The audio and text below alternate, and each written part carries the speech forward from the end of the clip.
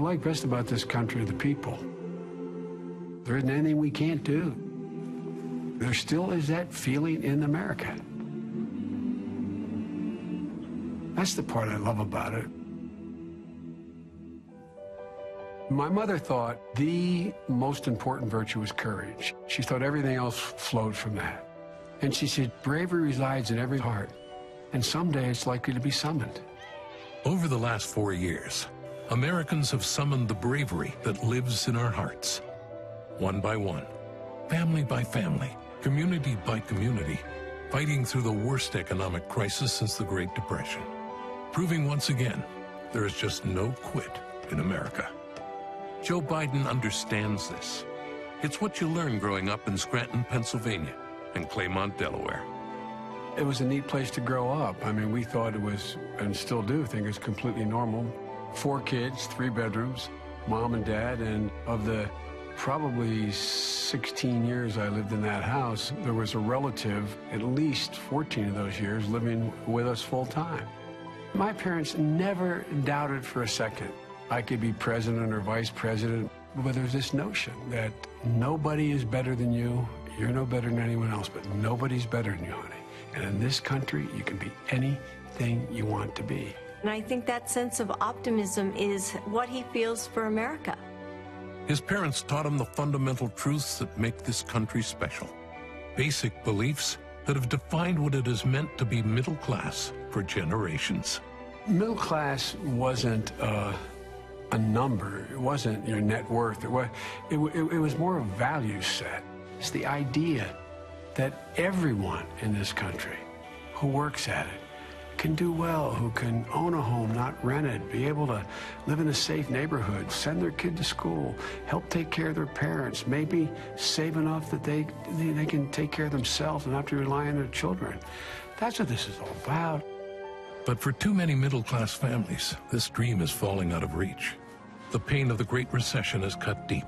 The longest walk a parent can make is up a short flight of stairs, up to their child's bedroom, to sit on the edge of the bed and say, honey, I'm sorry, but you can't play in the Little League team this summer, or you can't sing in St. Anne's Choir, or you can't, go to Roosevelt High School. I lost my job. We've got to move. My dad made that walk. Think how many people have made some version of that walk all across America. And they're not looking for a handout. They're just looking for a shot. Just a shot to get back in the game. And I think we owe them that shot. Giving the middle class a shot has been the cause of this White House. From the moment they took the oath of office, the challenges have been enormous. For this president and vice president, it has been a partnership forged in fire. It's turned out to be a singular opportunity to be able to work with a guy like Barack Obama because we trust each other. It's a completely candid relationship. I asked him why he wanted me, and he said to help him govern. And so it's been very rewarding, but it's been most rewarding watching him. This guy has an incredible amount of character. He's a backbone like a ramrod. He makes his judgments based upon what he thinks is good for the country. The last questions he asks are the political consequences of it. Joe has been a great partner and a great vice president. He cares about the middle class. He knows what it's like to struggle, and he's carried that passion to the White House. Every step of the way, they have met the challenge.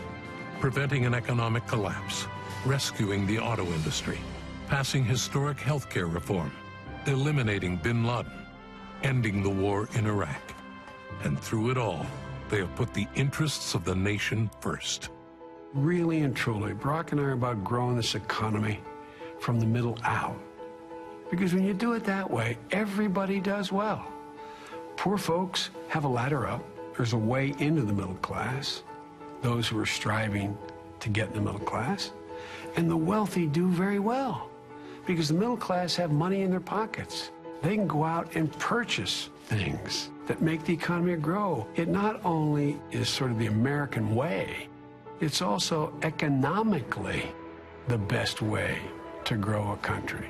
Give them a tax system that's basically fair. Give their kids an opportunity for an education. Provide an environment where they can flourish. Maybe it's because he's never forgotten where he came from, that he's never lost sight of where we need to go. He has such a sense of justice and fairness to him.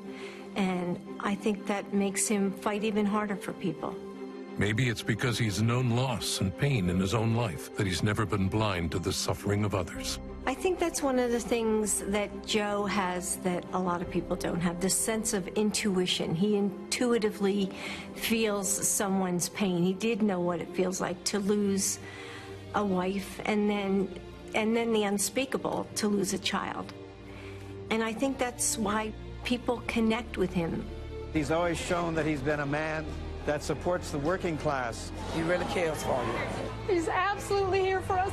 He's listening. Yes, he is, and I'm going to get a chocolate cone. Here, Roger. Hey, Raj, this is Joe Biden. Biden! Biden! Biden!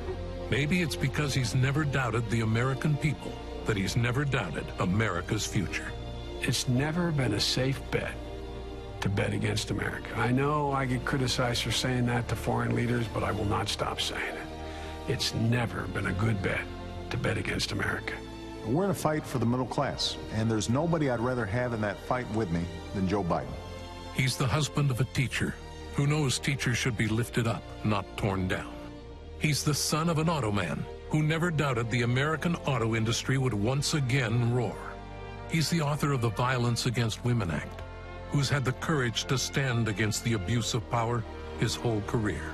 He's the father of an Iraq war veteran who believes our one sacred obligation is to take care of those who have served this nation.